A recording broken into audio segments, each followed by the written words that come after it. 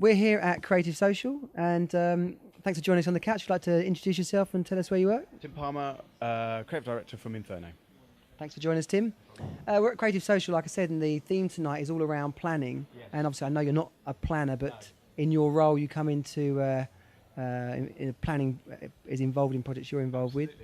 So, do you think I'm going to run through a few questions about planning?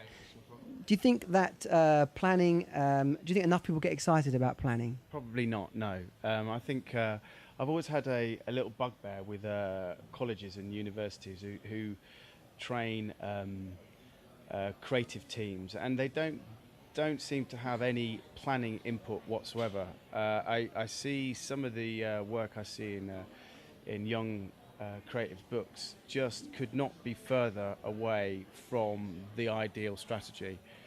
And I don't think it's their fault. I think planning is a completely different thing from creative, and I think we're very, very lucky in our industry to have very, very clever people who do all the strategic thinking for us to make sure that we get everything right. All we have to do as creatives then is make that good.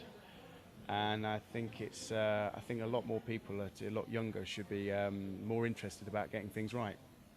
So I was going to ask about how you thought planning had evolved, but in mentioning how the creative roles evolved, is planning and creative they've started to blur, merge? Yeah, hopefully the more of that, the better. I know some of the best creatives I know are strategists and vice versa. So the best strategic people I know are creatives, and they should really blur, and people should be working in the same room at the same time, doing the same thing. And so taking that, what should people do to find out more about planning? If they're a young creative and so creative in the early part of their career, what should they do to find out more about the art of planning? I guess what I did was the wrong thing, and I just took everything a planner said as the correct thing, and I never questioned them once.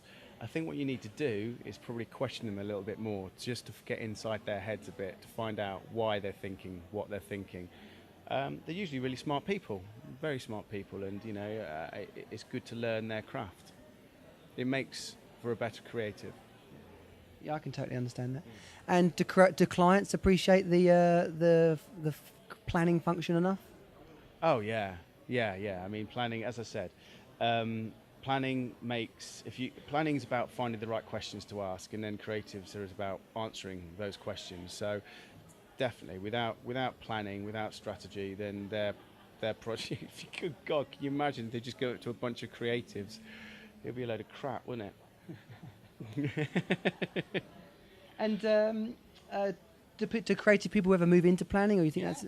Yeah, I know a few creative directors who end up being planners, and vice versa. I think the two are very much aligned. I mean, I certainly wouldn't find myself being very comfortable in planning. I'm not smart enough, but also I wouldn't be able to keep my hands off the creative and be the creative director. I'm too executional. But there is a lot of people who switch around. And just from my experience, I know planners can not often be the wildest people. What's the boldest move you ever saw a planner take? They let me do one of my ideas. A good answer. Okay, Tim. Well, I really appreciate your time this evening. Enjoy your talk, and thanks for joining us here. Thank you. Thanks for watching. If you enjoyed the video, please like it and share it with others.